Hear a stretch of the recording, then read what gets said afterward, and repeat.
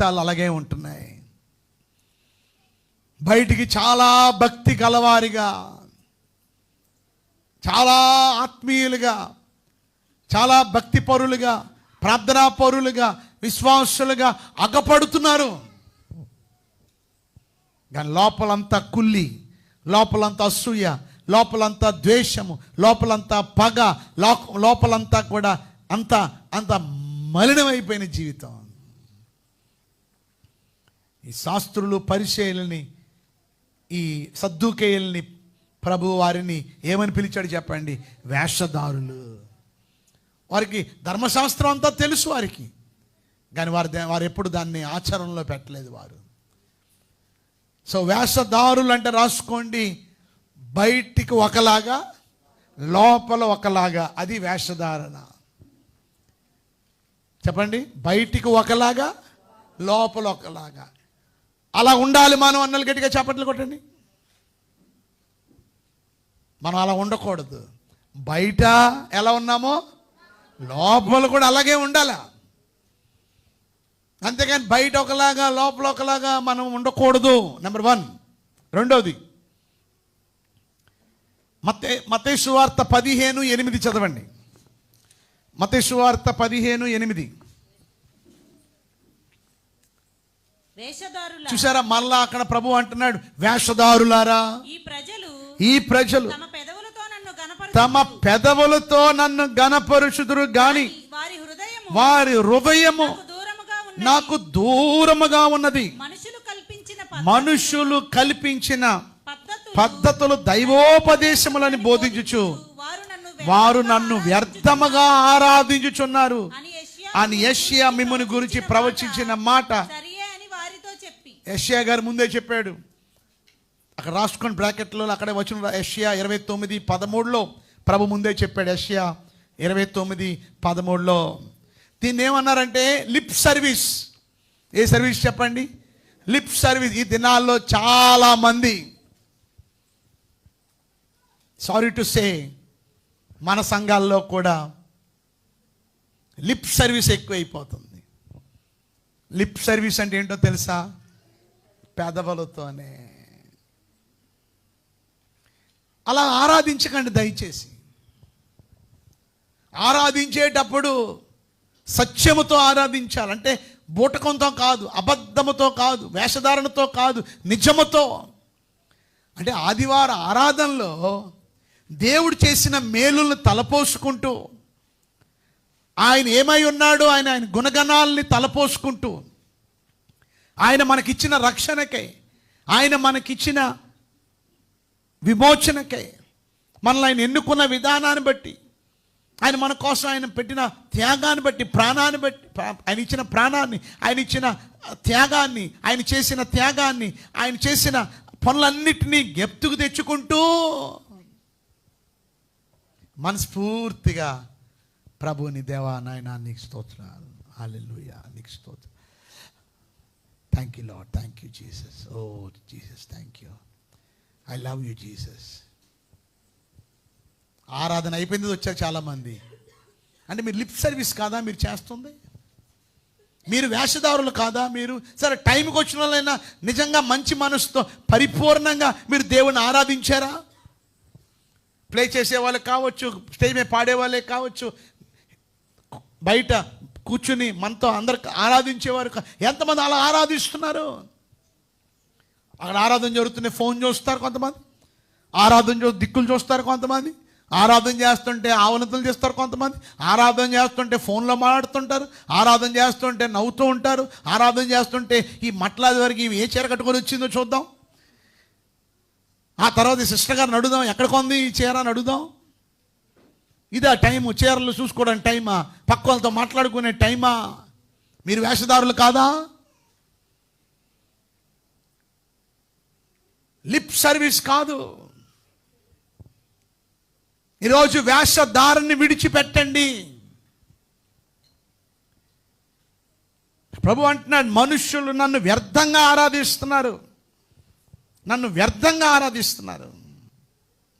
వారు పెదవులతో ఆరాధిస్తున్నారు, కానీ వారి హృదయము నాకు దూరముగా ఉన్నది. ఎంత బాగా పాడావనేది కాదు, ఎంతగా నువ్వు దేవుడి ఎడల కృతజ్ఞతతో నువ్వు ఆరాధించావు. కొంతమంది ఎందుకు కన్నీళ్ళు కారుస్తారు ఆరాధనలో? దేవుడు చేసిన మేలు ఆ పాటలో వచ్చినప్పుడు, ఎస్ లార్డ్, అవును ప్రభు, థ్యాంక్ యూ జీసస్, నాయన నీకు వందనాలు, అవును ప్రభు, అవును నాయన, నాయన స్తోత్రాలు. కొన్నిసార్లు ఆనందిస్తూ సంతోషిస్తాం, దేవుడు చేసిన మేలు జ్ఞప్తికొచ్చి, ఓ థ్యాంక్ యూ జీసస్. అంతేగాని పాటలు పాడేవారు, ఈ బ్రదర్ బాగా పాడాడు, ఈ సిస్టర్ బాగా పాడింది, ఈరోజు కీబోర్డ్ బాగా ప్లే చేశాడు, మీరు మార్కులు వేయడానికి గట్టి పెట్టారు ఇక్కడ. ఇదేమైనా పాడుతూ తీయగా ఉన్న ఏదైనా సీరియల్ అనుకున్నారు ఏంటి? ఏదైనా మిమ్మల్ని జడ్జీలుగా పెట్టారా? మిమ్మల్ని జడ్జీలుగా పెట్టలే. మిమ్మల్ని ఫ్రంట్ ప్లేస్లో ఇవ్వడానికి గల కారణం ఎందుకంటే మీరు ఇంకా దేవుణ్ణి మనస్ఫూర్తిగా మీరు ఆరాధించాలని, మనస్ఫూర్తిగా దేవుణ్ణి స్తుతించాలని.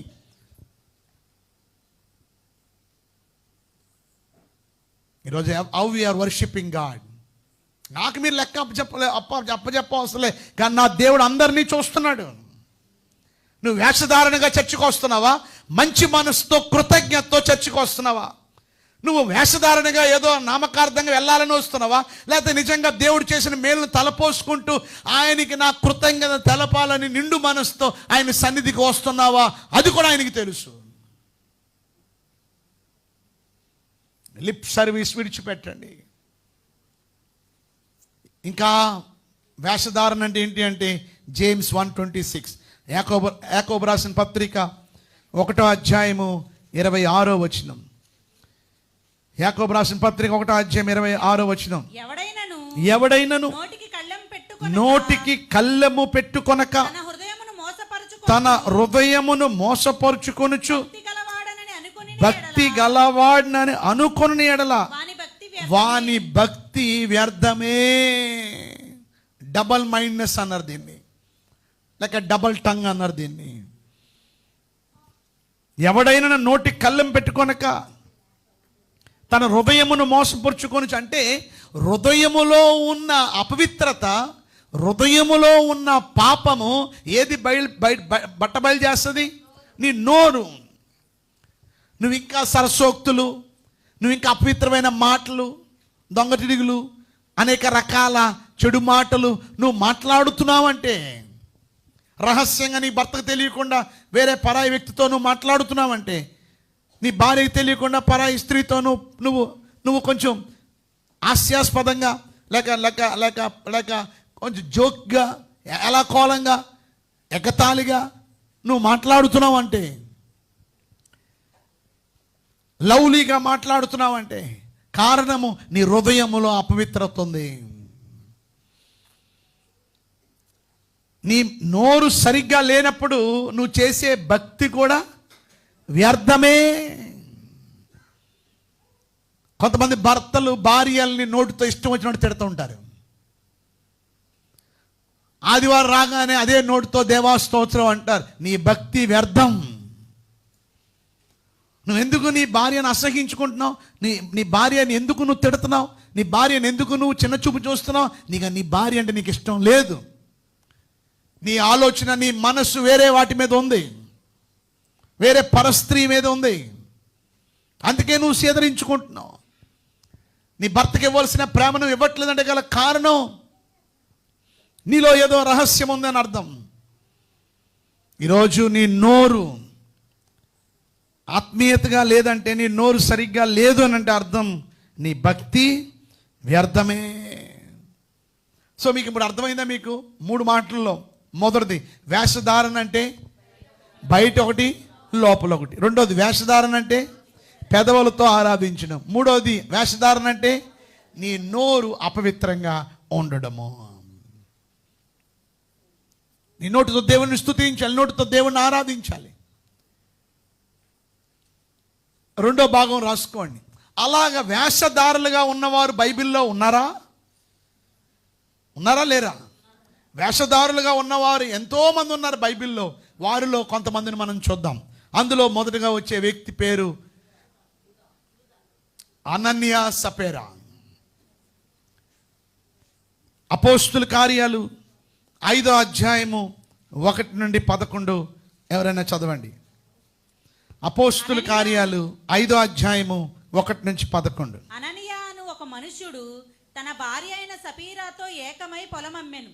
భార్య ఎరుకనేవాడు దాని వెలలో కొంత దాచుకొని కొంత తెచ్చి అపోస్తుల పాదముల యొద్ద పెట్టెను. అప్పుడు పేతురు, అననీయ, నీ భూమి వెలలో కొంత దాచుకొని పరిశుద్ధాత్మను మోసపుచ్చుటకు సాతాను ఎందుకు నీ హృదయమును ప్రేరేపించెను? అది నీ యొద్దనున్నప్పుడు నీదే కదా. అమ్మిన పిమ్మట అది నీ వశమై ఉండలేదా? ఎందుకు ఈ సంగతి నీ హృదయంలో ఉద్దేశించుకొనుచున్నావు? నీవు మనుషులతో కాదు దేవునితోనే అబద్ధమాడితివని వానితో చెప్పెను. అననీయ ఈ మాటలు వినుచునే పడి ప్రాణము విడువగా వినిన వారందరికీ మిగులు భయము కలిగెను. అప్పుడు పడుచువారు లేచి వానిని బట్టతో చుట్టి మోసుకొని పోయి పాతిపెట్టిరి. ఇంచుమించు 3 గంటల సేపటికి వాని భార్య జరిగినది ఎరుగక లోపలికి వచ్చెను. అప్పుడు పేతురు, మీరు ఆ భూమిని ఇంతకే అమ్మితిరా? నాతో చెప్పుమని ఆమెను అడిగెను. అందుకామె, అవును, ఇంతకే అని చెప్పెను.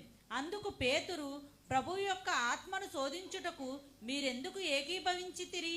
ఇదిగో, నీ పెనిమిటిని పాతిపెట్టిన వారి పాదములు వాకిటనే ఉన్నవి. వారు నిన్నును మోసుకొని పోవుదురని ఆమెతో చెప్పెను.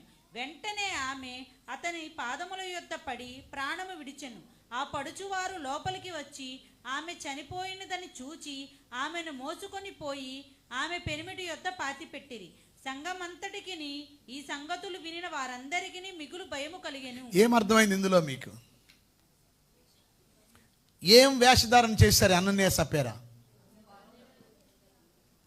ఏం వేషధారణ చేశారండి చెప్పండి. అక్కడ పేతురు గారు అడిగారు, ఈ భూమి వెలలో కొంత దాచుకొని, అక్కడ చూడండి, భార్య ఎరికిన 2వ వచనం, వాడు దాని వెలలో కొంత దాచుకొని కొంత తెచ్చి అపోస్తుల పాదముల యొద్ద. అప్పుడు పేతురు, అననీయ, నీ భూమి వెలలో కొంత దాచుకొని పరిశుద్ధాత్మను మోసపుచ్చుటకు సాతాను ఎందుకు నీ హృదయమును ప్రేరేపించాను? అంటే ఏం చేశాడు అననీయ?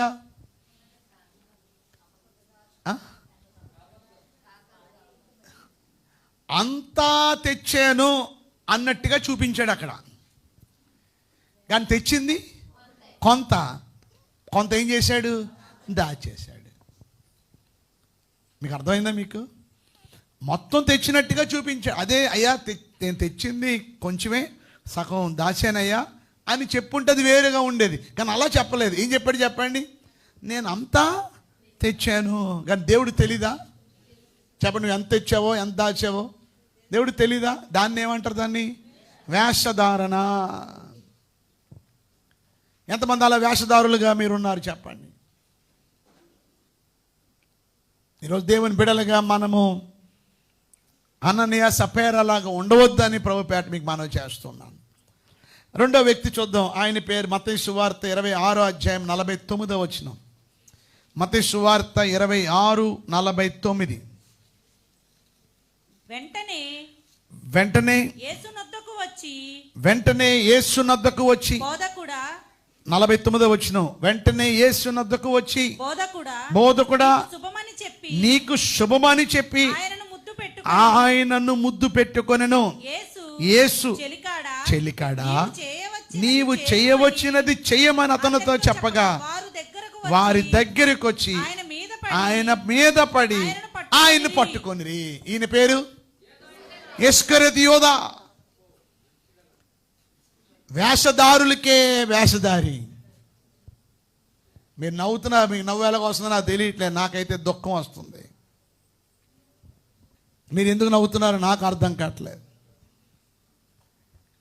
యేసు ప్రభుతో 3.5 సంవత్సరాలు ఉండి, యేసు ప్రభుతో కలిసి తిరిగి, యేసు ప్రభు చేసిన అద్భుతాలను కల్లారా చూసి, యేసు ప్రభు శిష్యుల్లో 12 మందిలో ఒకరుగా, అపోస్తుల్లో ఒకరుగా ఎన్నుకోబడిన ఈ ఇస్కరియోతు యూదా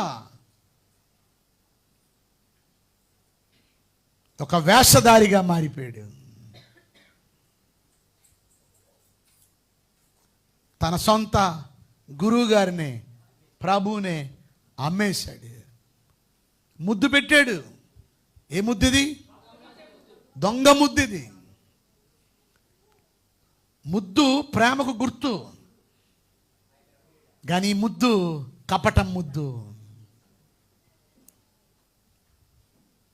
ఎంతమంది ఇక్కడ ఉన్నవారు నన్ను ప్రేమిస్తున్నారు చేయొద్దండి. చూసారా, ఇందులో ఎన్ని చేతులు నిజమైనవో ఎన్ని చేతులు అబద్ధమైనవో మనకు తెలియదు. సో నా మాటలు మీకు అర్థమవుతున్నాయి. అందరూ చేతులు ఎత్తున్నారు. ఈరోజు దేవుని బిడలగా ఈరోజు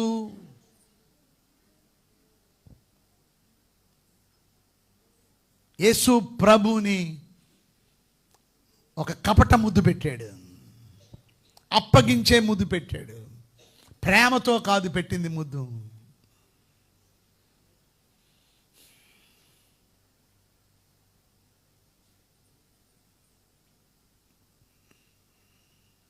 ఈరోజు ఒక అమ్మాయి నాకు ఫోన్ చేసింది. చాలా భక్తి గల అమ్మాయి. వాళ్ళ ఆయన గారి ఇంకా భక్తి గలవాడు. ఆమె వేరే రాష్ట్రం నుండి మన దగ్గరికి వచ్చింది.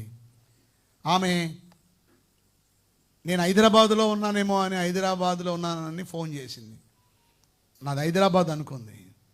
కానీ నేను చెప్పాను, I'm not from Hyderabad, I'm from Vijayawada. Oh, అయితే నెక్స్ట్ టైం కలుస్తాను, ఎందుకంటే నాకు రేపు మరలా నాకు హైదరాబాద్ నుంచి నాకు ఫ్లైట్, నేను వెళ్ళిపోవాలి. చెప్తూ మాట్లాడుతూ చెప్తోంది, నెక్స్ట్ టైం వచ్చినప్పుడు మా అమ్మాయిని కూడా తీసుకుని వస్తాను, చిన్నపిల్ల, ఆ అమ్మాయిని కూడా తీసుకొస్తాను. మాట్లాడుతూ తన గురించి చెప్తుంది, తన బిడ్డ గురించి చెప్తుంది, తన గురించి చెప్తుంది, తన బిడ్డ గురించి చెప్తుంది. ఒక అరగంట సేపు మాట్లాడింది. రాజీనగర్ నుంచి వచ్చే లోపల ఇక్కడ. అప్పుడు అడిగాను, నువ్వు అంత మాట నీ గురించి చెప్తున్నావు, నీ పిల్ల గురించి చెప్తున్నావు, మీ ఆయన గురించి ఎందుకు చెప్పట్లేదు అని అడిగా. వేర్ ఈస్ యువర్ హస్బెండ్, నీ భర్త ఏడి అంటే ఆమె చెప్తుంది, నా భర్త నన్ను విడిచిపెట్టి 2 సంవత్సరాలు అయిపోయింది, మీకు తెలియలేదా అన్నది. 2 సంవత్సరాలు అయిపోయిందంట తన భర్త ఆమెను విడిచిపెట్టి. ఇప్పుడు విడాకులు తీసుకోవడానికి సిద్ధంగా ఉన్నారు. నేను ఆశ్చర్యపోయాను, ఎందుకంటే ఆ వ్యక్తి అటువంటి వాడు కాదు. నేను 100కి 100% నేను సంతకం పెట్టి చెప్పగలను, ఆ వ్యక్తి అటువంటి వాడు కాదు. చాలా చాలా చాలా మంచివాడు, చాలా ఆత్మీయుడు, చాలా భక్తి గలవాడు.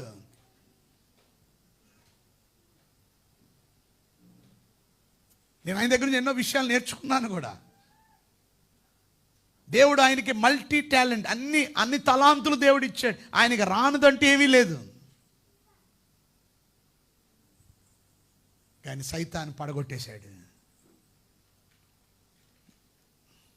త్రాగుడికి బానిస అయిపోయాడంట, సిగరెట్లకి బానిస అయిపోయాడంట, ఇంకా అన్ని వ్యసనాలకి బానిస అయిపోయాడు. బయటికి ఎవ్వరికీ తెలీదు ఆయన అలా చేస్తాడని. నేను నమ్మలేకపోయాను. కానీ నేను ఒకరోజు తెలుసుకున్నాను, చూశాను, ఇంకా నేను విడిచిపెట్టేశాను. భార్యని ప్రేమిస్తున్నట్టుగా నటించాడు, కానీ ఏం చేశాడు చెప్పండి? భార్యని మోసం చేశాడు. ఇప్పుడు భార్యను వదిలేశాడు, బిడ్డను వదిలేశాడు. అంటే అప్పటి వరకు ఏం చూపించాడు? వేషధారణ చూపించాడు. నేను వాళ్ళ ఇంట్లో 3 రోజులు ఉన్నాను, కానీ ఎక్కడా కూడా ఆయన అలాగా తన భార్య మీద ప్రేమ లేనట్టుగా నేను అసలు చూడలే. దీన్ని ఏమంటారు చెప్పండి? కొంతమంది వారికి ఎంత ప్రేమ ఉన్నదని అది బయటికి తెలియదు. ఇస్కరియోత చూపించిన వేషధారణ అసలు యాక్టర్లకే యాక్టర్. ఇప్పుడు ఆంధ్రాలోని ఏమంటారు, తెలంగాణ నంది అవార్డ్స్ ఇస్తున్నారు కదా, ఆ నంది అవార్డ్స్లో నంది అవార్డు గ్రహీత ఎవరు? ద బెస్ట్ యాక్టర్ ఇస్కరియోత అనగానే అందరూ చప్పట్లు కొట్టి చూడేసుకుని వస్తాడు అనమాట. ఈరోజు మీరు ఎలా ఉన్నారు చెప్పండి? ఈరోజు చాలా విచారకరం. ప్రభుతో ఉండి ఏం చేశాడు చెప్పండి? ఒక ఫ్రెండ్ లాగా యాక్ట్ చేశాడు, అంతే, ఒక స్నేహితుడిలాగా యాక్ట్ చేశాడు, కానీ ప్రభువునే మోసగించాడు. మరొక యాక్టర్ని చూద్దాం. మత్తయి సువార్త 2వ అధ్యాయము 7-8 వచనాలు చదువుదాం ఒకసారి. మత్తయి సువార్త 2వ అధ్యాయము 7-8 వచనాలు. అంతట హేరోదు ఆ జ్ఞానులను రహస్యంగా పిలిపించి ఆ నక్షత్రము కనబడిన కాలము వారి చేత పరిష్కారముగా తెలుసుకుని మీరు వెళ్ళి ఆ శిష్యు విషయమై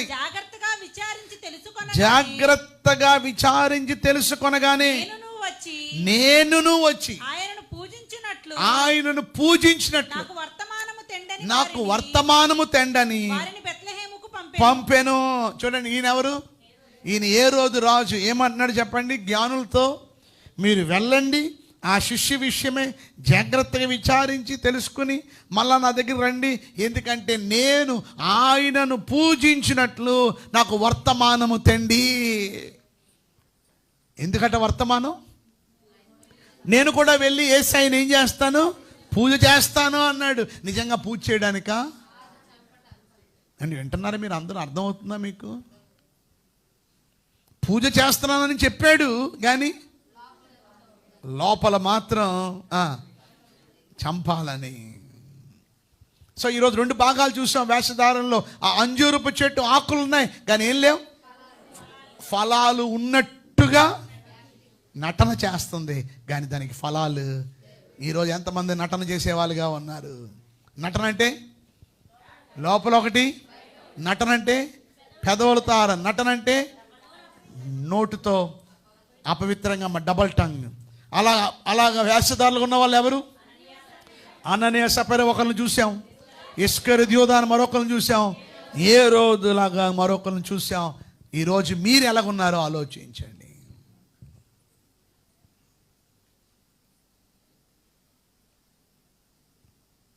ఈరోజు ఒక మాట చెప్తాను వినండి.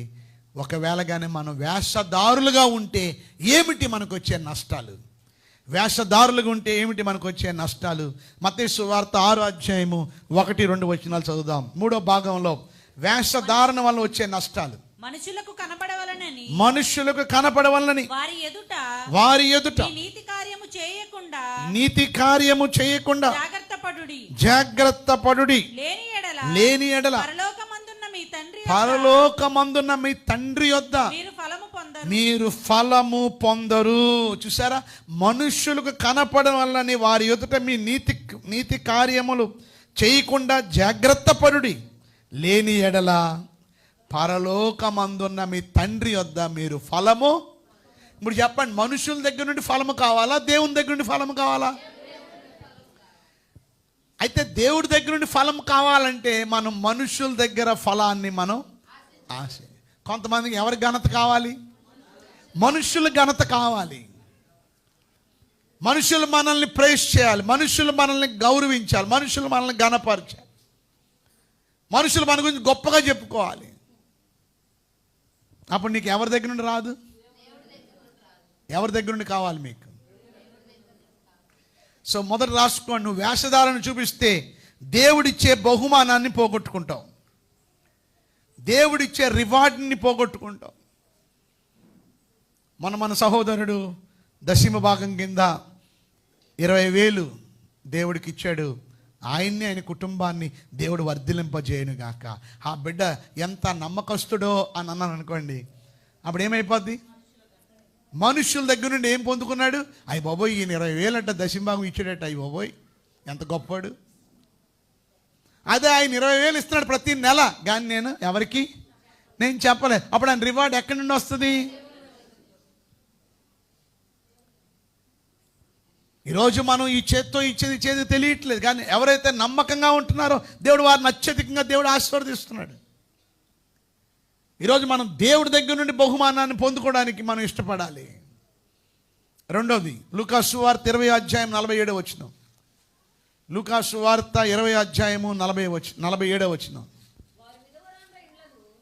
వారు విధవరాండ్ల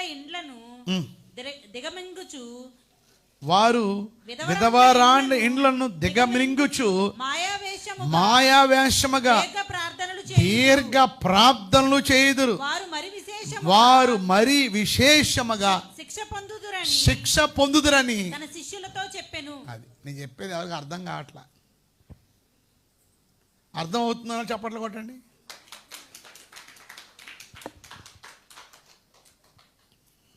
శ్రద్ధగా వినండి. ఇంత చక్కగా వివరణాత్మకంగా మీకు వాక్యాన్ని చెప్తున్నా కూడా కొంతమంది మీరు వినే విధానాన్ని చూస్తుంటే చాలా బాధ వేస్తుంది. ఎందుకంటే మీరు ఇంత వేషధారులుగా ఎందుకు ఇలా బ్రతుకుతున్నారు, శిక్ష పొందుతారని తెలుసు కూడా ఎందుకు ఇలా జీవిస్తున్నారని. అక్కడ రాయబడింది, వారు విధవరాండి ఇండ్లను దిగమింగుచు మాయావేషముగా దీర్ఘ ప్రార్థనలు చేయుదురు. ఒక మాట మీద చెప్తాను వినండి. ఎవరైతే బయట దీర్ఘ ప్రార్థనలు చేస్తారో వారు వ్యక్తిగతంగా దేవుడితో తక్కువ ప్రార్థనలు చేస్తారు. అంటే బయట గంట లాగేసే వాళ్ళు ఇంట్లో 2 నిమిషాలే చేస్తారు.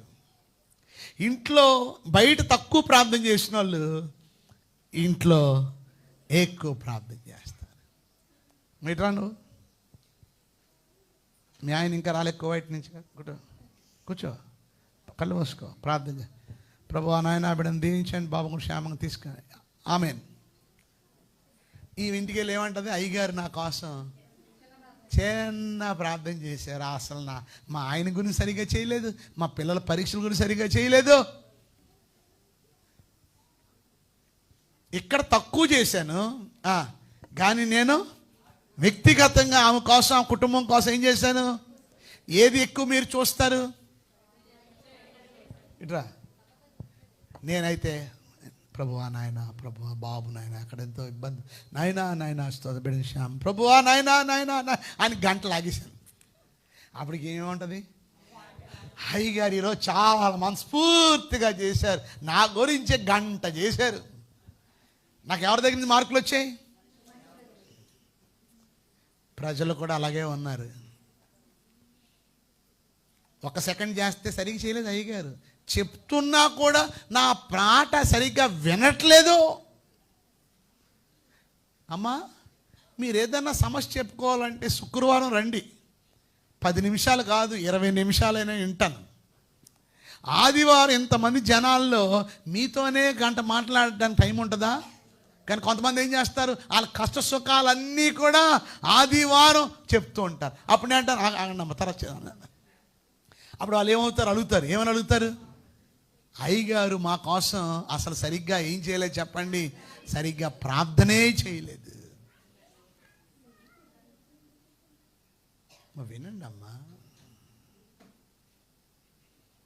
రేపు నుంచి బైబిల్స్ లేదనుకోండి,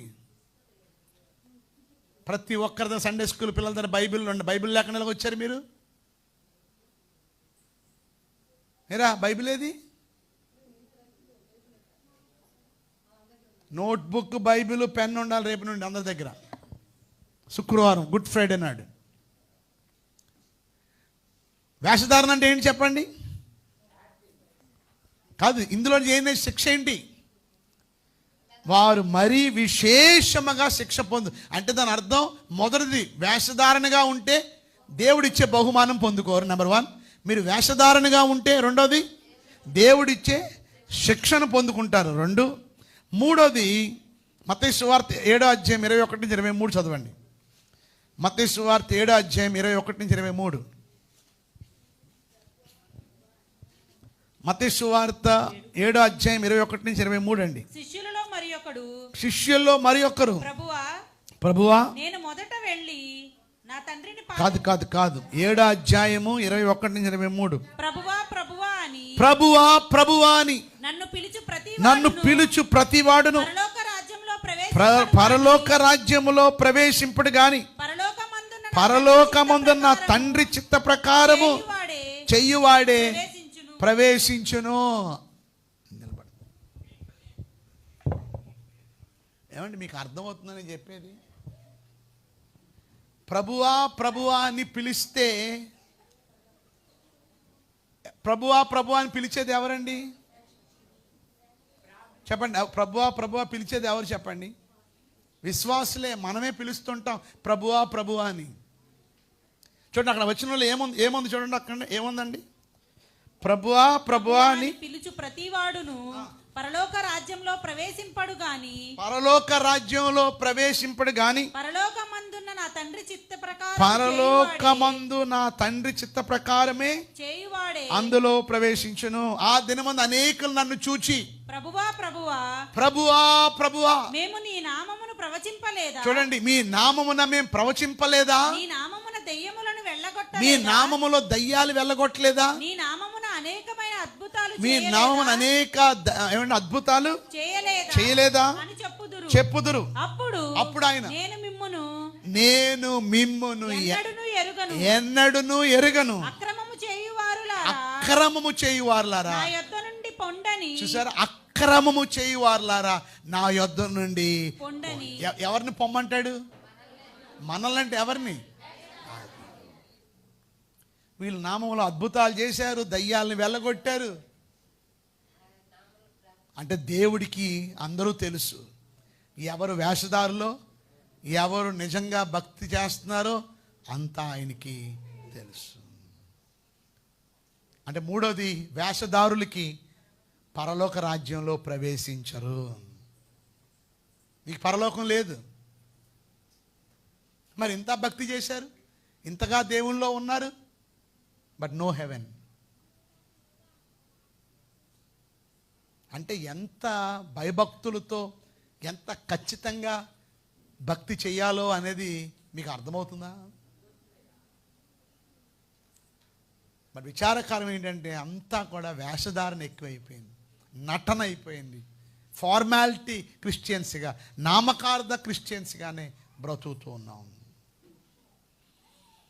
మత్తయి సువార్త 23:13 చదవండి ఒకసారి. మత్తయి సువార్త 23:13.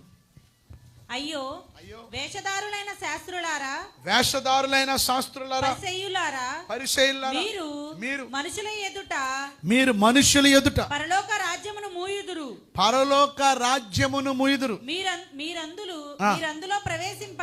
మీరందులో ప్రవేశింపరు, ప్రవేశించు వారిని ప్రవేశింపనీయరు. అది చూడండి, అక్కడ రాయబడి ఉంది 23 ఎంతండి 13 వచనంలో.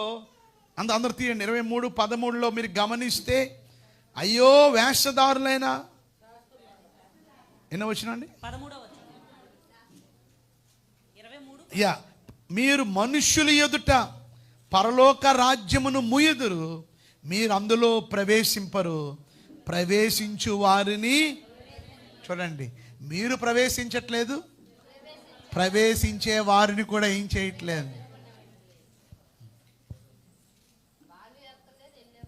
ఈరోజు నేను ఒక మాట మీద చెప్పేది, ఇంత నేను విన్నవించుకుంటుంది ఏంటంటే, మట్ల ఆదివారం నాడు ప్రభు ఆ వారం అంతా ఎంతో దుఃఖపడ్డాడు, ప్రభు కన్నీళ్లు కార్చాడు, ప్రభు ఏడ్చాడు. మీరు కూడా ఈ అంజూరపు చెట్టులాగే ఉంటారా? మీరు అలాగా వేషధారులుగా మీరు ఉంటారా? నీ భార్య అలా వేషధారణ చూపిస్తుంది అనుకోండి, ఒక భర్తగా నువ్వు సంతోషిస్తావా? భర్త వేషం వేస్తున్నాడు అనుకోండి, భార్యగా నువ్వు సంతోషిస్తావా నీ భర్త చూపించే వేషాన్ని బట్టి? చెప్పండి. మరి నీ యేసయ్య నువ్వు వేషధారణగా ఉంటే దేవుడు సంతోషిస్తాడా?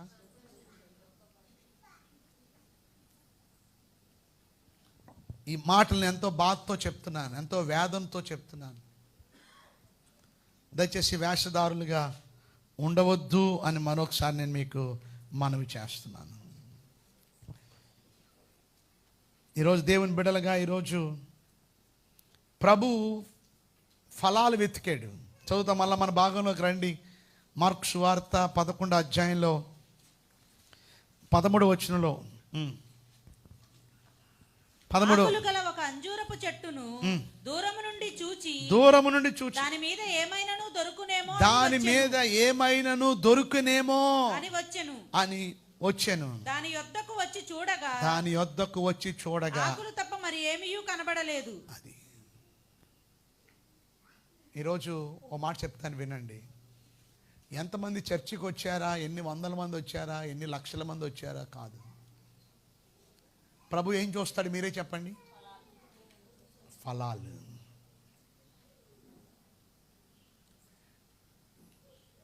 మీరు గుండె మీద చేసుకోండి, ఒకసారి కళ్ళు మూసుకోండి.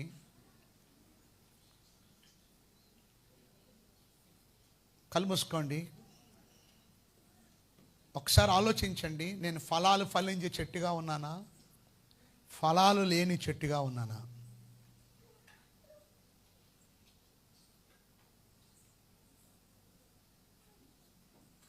ఇప్పుడు కళ్ళు తెరవండి.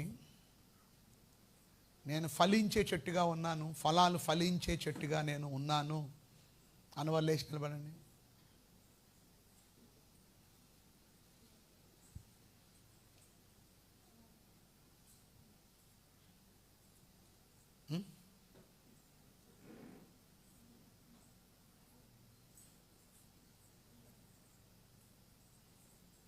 దేవుడు మీ అందు సంతోషిస్తున్నాడా, లేక దేవుడు మీ అందు దుఃఖపడుతున్నాడా?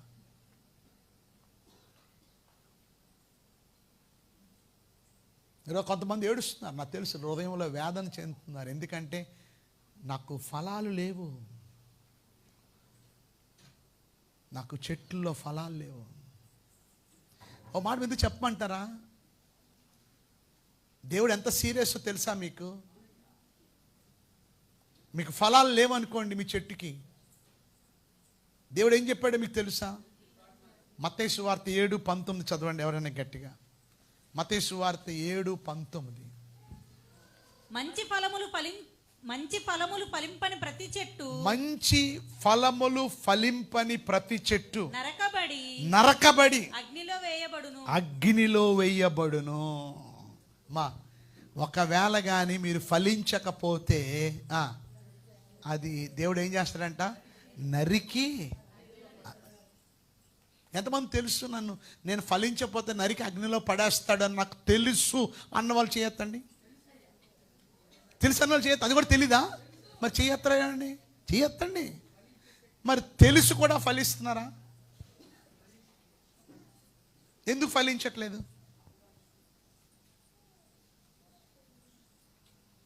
చెప్పండి, ఎందుకు ఫలించట్లేదు?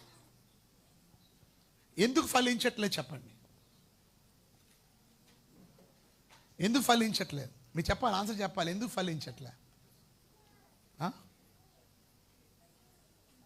ఎందుకు ఫలించట్లా? ఎందుకు ఫలించట్లేదో చెప్పమంటారా? కారణం ఏంటో తెలుసా?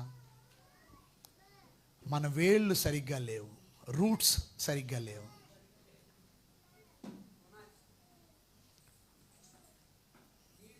ఏమనుకుంటున్నామంటే మనం భక్తి చేయకపోయినా మనకు ఒక పని ఉంది, మనకు ఒక ఉద్యోగం ఉంది, మనకు ఒక వ్యాపారం ఉంది, డబ్బులకి లోటు లేవు. చాలామంది ఈ ఇహలోక విషయాల మీదనే ఎక్కువగా వాళ్ళు మైండ్ పెట్టుకుని మొదట్లో ఉన్న ఆత్మీయత, మొదట్లో ఉన్న భక్తి పోయింది.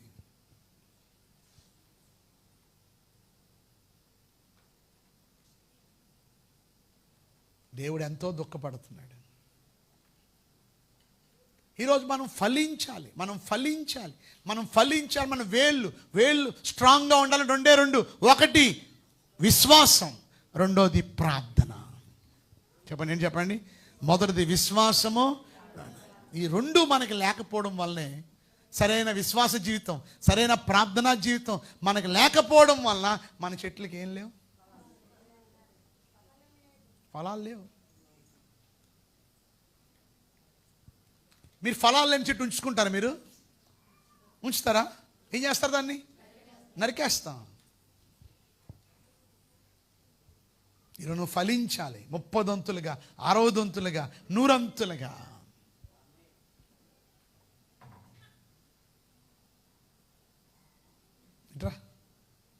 అయ్యగారు, ఈరోజు నేను సండే స్కూల్కి 4 ఫ్రెండ్స్ని తీసుకొచ్చాను అయ్యగారు. నేను 4 ఫ్రెండ్స్ని నేను పరిచయం చేశాను అయ్యగారు. అంటే ఈ బిడ్డ ఏమవుతున్నాడు? ఫలిస్తున్నాడు. 30 దంతులు అంటే 30 మందిని నువ్వు తీసుకొచ్చినాడు. 60 అంటే 60 మందిని, 100 అంటే 100% మందిని. నువ్వు చర్చికి వచ్చి రక్షించబడి నువ్వు ఎంతమందిని రక్షించావు? ఎంతమందిని ప్రభు దగ్గర నడిపించావు? ఎంతమందిని దేవుని రాజ్యంలోకి నడిపించావు? నువ్వు ఫలిస్తున్నావా? ఫలాలు అనగా బైబిల్లో గలతీ పత్రిక 5వ అధ్యాయం 19 చూడండి ఒకసారి. గలతీ పత్రిక 5వ అధ్యాయము 22 నుంచి చదవండి. 5వ అధ్యాయం 22. అయితే ఆత్మ ఫలమేమనగా ప్రేమ సంతోషము. త్వరగా కంగారు పడకండి. ఒకటి ప్రేమ. ఉందా మీలో ప్రేమ? చెప్పండి. ప్రేమ అనేది మీలో ఉందా? ప్రేమ అనేది ఒక ఫలం. ఏ ప్రేమ? అగాపే ప్రేమ. ఏ ప్రేమ చెప్పండి? అగాపే ప్రేమ.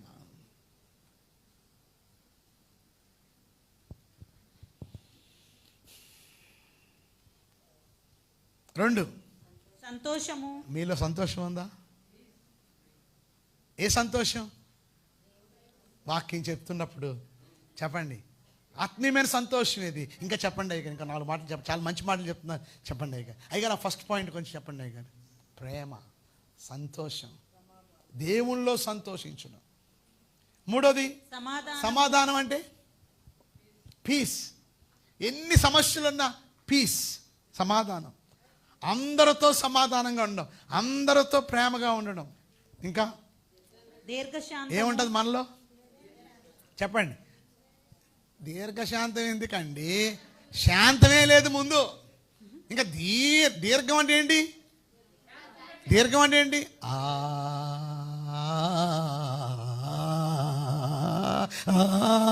అది ఏంటది? దీర్ఘం. శాంతమ్మ అని పెట్టుకుంటాం, శాంతమ్మకి దీర్ఘం లేదు. ఇంట్లో శాంతి నివాసాన్ని పెట్టుకుంటాం, ఇంట్లోనే శాంతి ఉండదు. ఈరోజు మనలో ఏముండాలి చెప్పండి? దీర్ఘ శాంతం. అలా ఆయన అన్ని అన్నా ఆ మాత్రం ఏం చేస్తా చెప్పండి? నవ్వుతూనే ఉంటుంది. నీ కోపం రాదా? నీ కోపం రాదా? రాదు. ఎందుకు? అవసరమైతే ఏమంటుంది? అలా ఆయన కోపపడుతున్నా మీరు కోపంలో కూడా చాలా అందంగా ఉంటారండి. అనగానే కోపపడేవాడు కూడా ఏమైపోతాడు? మనం చిన్నదానికే తారాజువులాగా జుమ్ అని లేసిపోతాం మనం. ఫలం దీర్ఘశాంతం. ఇంకా దయాలత్వం. ఇంకా మంచితనం, సాత్వికం, విశ్వాసం, ఆశ నిగ్రహం. చెప్పండి. ఏం చెప్పండి? ఆశ నిగ్రహం. జ్ఞానం కూడా ఉండాలి. సో దేవుని బిడ్డలుగా ఈరోజు నేను మీద చెప్పేది మనం ఫలించాలి. ఏం చెప్పండి? ఏం చేయాలి చెప్పండి? ఈరోజు మనం ఫలించే క్రైస్తవులుగా మనము ఉండాలి. ఆమేన్. ఇప్పటి వరకు లేను, కనీసం ఇప్పటి నుంచి ఉంటానన్న వాళ్ళు గట్టిగా చప్పట్లు కొట్టండి. ఇంకా నేను మిగతా తర్వాత చెప్తాను, కానీ కిందకి రండి. 21వ వచనంలో, బోధకుడా ఇదిగో నీవు శపించిన అంజూరపు చెట్టు ఎండిపోయిన ఆయనతో చెప్పాను. అందుకు యేసు వారితో ఇట్లనెను, మీరు దేవుని అందు విశ్వాసం ఉంచుడి. ఎవడైనా కొండను చూచి నువ్వు ఎత్తబడి సముద్రంలో పడవేయబడమని చెప్పి తన మనసులో సందేహింపక తాను చెప్పినది జరుగునని నమ్మిన ఎడల వాడు చెప్పినది జరుగునని మీతో నిశ్చయముగా. ఇంకా చివరిగా మనం గమనిస్తే ప్రభు అన్నాడు, విశ్వాసంతో ఈ చెట్టు ఎండిపోను గాక అన్నాడు. వెంటనే ఏమైంది? అట్టి విశ్వాసం మనలో ఉండాలని ప్రభు చెప్తున్నాడు. మనం ఏదైతే అంటామో అది తప్పక జరుగుతుంది అని విశ్వాసం. విశ్వాసంతో మనం మాట్లాడాలి, విశ్వాసంతో మనం పలకాలి. మన నోరు ఒక ఔషధం లాంటిది, ఒక మెడిసిన్ లాంటిది. అందుకే ఏనాడు శాపవచనాలు మాట్లాడకండి. ఈరోజు నువ్వు పాజిటివ్గా మాట్లాడు, దేవుడు కార్యాలు దేవుడు జరిగిస్తాడు. అయితే విశ్వాసంతో పాటు ఇంకొక మాట రాయబడిన చివరిలో, అందుచేత మీరు ప్రార్థించినప్పుడు మీరు అడుగుచున్న వాటి నెలను పొంది ఉన్నమని నమ్ముడు, అప్పుడు అవి మీకు కలుగునని మీతో. 25వ వచనం, మీకు ఒకరి మీద విరోధం ఏమైనను కలిగి ఉన్న ఎడల మీరు నిలవబడి ప్రార్థన చేయనప్పుడు ఎల్లను వాడిని క్షమించుడి, అప్పుడు పరలోకమందున మీ తండ్రియు మీ పాపములను. ఇంకో మాట చెప్పేసి ముగిస్తాను. అదేంటి అంటే, అమ్మా ఒకసారి వినండి, మనం ఫలించాలి. చెప్పండి, ఏం చేయాలి? ఫలించకపోతే ఏంటి? అగ్నిలో వేయబడతాం. ఫలించాలి అంటే నీ వేళ్ళు స్ట్రాంగ్. నీ వేళ్ళు స్ట్రాంగ్గా ఉండాలంటే 2 పనులు. ఏంటది? మొదటిది విశ్వాసము, ప్రార్థన. మరి నీ ప్రార్థన పవర్ఫుల్గా ఉండాలంటే ముందు నీకు ఎవరి మీదైనా విరోధం ఉంటే నువ్వు వారిని ఏం చేయాలి? నువ్వు క్షమించేయాలి. నువ్వు వారిని ఏం చేయాలి చెప్పండి? అంటే నీకు ఎవరి మీద ఎటువంటి విరోధ భావం అనేది నీలో ఉండదు. క్షమించే మనసు నీలో ఉంటే దేవుడు తప్పక నీ ప్రార్థన దేవుడు వింటాడు. నువ్వు ఎప్పుడైతే ప్రార్థనలో ఎదుగుతావో, నువ్వు ఎప్పుడైతే విశ్వాసంలో ఎదుగుతావో, ఆటోమేటిక్గా ఏమవుతాయి? నీ చెట్టుకి ఏమొస్తాయి? అనేక రకాల ఫలాలు. కనుక ఇప్పటివరకు ఎలా ఉన్నావు? చెట్టే, ఆకులే ఉన్నాయి కానీ ఏం లేవు.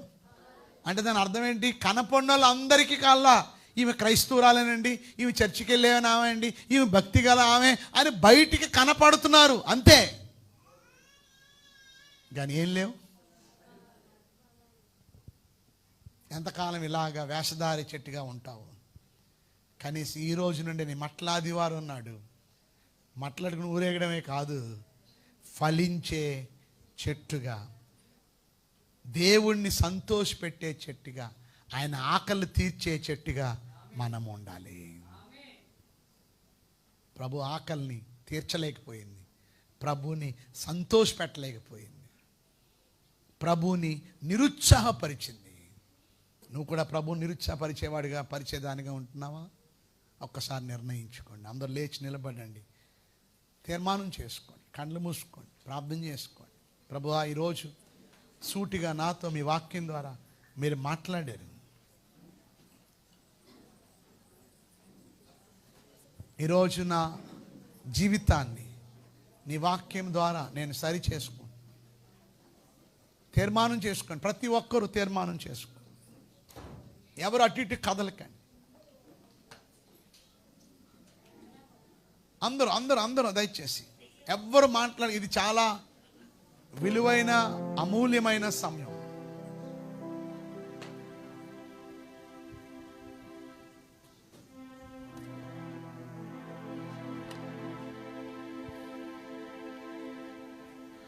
ఈరోజు మనం విన్నాం దేవుని వాక్యంలో, నువ్వు ప్రభు చేత వాడబడాలి అంటే నువ్వు కట్లు విప్పబడాలి. అప్పుడే దేవుడు నిన్ను వాడుకుంటాడు. ప్రభు ఆకలితో ఉన్నాడు. ప్రభు ఈ చెట్టుకి కాయలు ఉంటాయని ఆశతో దగ్గరికి వచ్చాడు. కానీ ఆ చెట్టుకి ఏ కాయలు లేవు. కాయలు ఉన్నట్టుగా ప్రజల్ని మోసము చేసే చెట్టుగా ఉంది. నువ్వు కూడా అదే కదా. క్రైస్తవుడిగా, క్రైస్తవురాలుగా, భక్తి గలవాడిగా, భక్తి పరురాలుగా బయటికి కనపడుతున్నావు, కానీ నీలో ప్రార్థన ఉందా? నిర్ణయించుకోండి, తీర్మానం చేసుకోండి. నీలో వాక్యం చదవడానికి సమయం ఉందా? ప్రతి మీటింగ్కి వస్తూ వాక్యంలో బలపడుతున్నావా? అనేకులకి సువార్త చెప్తున్నావా? నమ్మకంగా ఉంటున్నావా అన్ని విషయాల్లో? నీ క్రియల ద్వారా, నీ ప్రవర్తన ద్వారా దేవుణ్ణి సంతోషపరుస్తున్నావా? ఇది ఒక వేషధారణ చెట్టు. ఈరోజు వేషధారణ అంటే ఏంటో మనం చూసాం. వేషధారణ అనగా యాక్టర్. ఈరోజు మనం కూడా యాక్టింగ్ క్రైస్తవులుగా ఉన్నాం, నటన క్రైస్తవులుగా మనం ఉంటున్నాం. అయ్యో ప్రభువా, నన్ను క్షమించండి. మాట్లాడండి, దయచేసి నోరు చెప్పండి. External purity but internal rot. బయటికి మాత్రం చాలా పరిశుద్ధులుగా కనపడుతున్నాం, కానీ లోపలంతా కూడా సున్నము కొట్టిన సమాధుల్లాగా మనం ఉంటున్నాం. పెదవులతో ఆరాధిస్తున్నాం అంతే.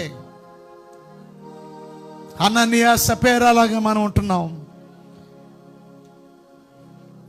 ఏదో నేను ఇస్తున్నాను అంతా అన్నట్టుగా ఉన్నారు, కానీ వారు చాలా దాసేసుకున్నారు. కానీ ఇస్తున్నట్టుగా నటన చేస్తున్నారు అంతే. వద్దు ప్రభువా, నాకు అలాంటి వేషధారణ వద్దు ప్రభువా. దొంగ ముద్దు పెట్టను నాయన, ఇస్కరియోతు యూదాలాగా నన్ను క్షమించండి ప్రభువా. ఏ రోజులాగా దొంగ ఆరాధనలు నేను చేయను నాయన.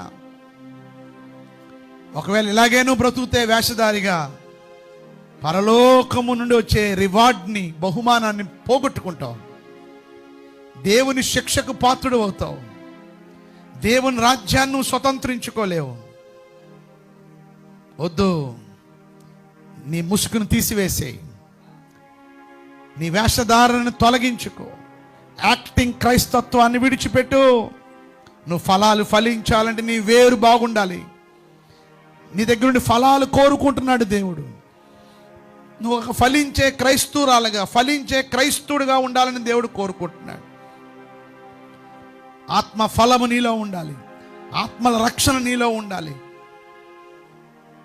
నువ్వు ఫలించాలంటే నీ విశ్వాసము, నీ ప్రార్థనా జీవితం, నీ వేర్లు బాగుండాలి. అలా ఉండాలని అందరితోనూ సమాధాన పడాలి. ఎటువంటి విరోధ భావము నీలో ఉండకూడదు.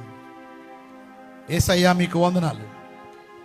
మాతో ఈ మట్ల ఆదివారం నాడు సూటిగా నేరుగా మాతో మీరు మాట్లాడారు.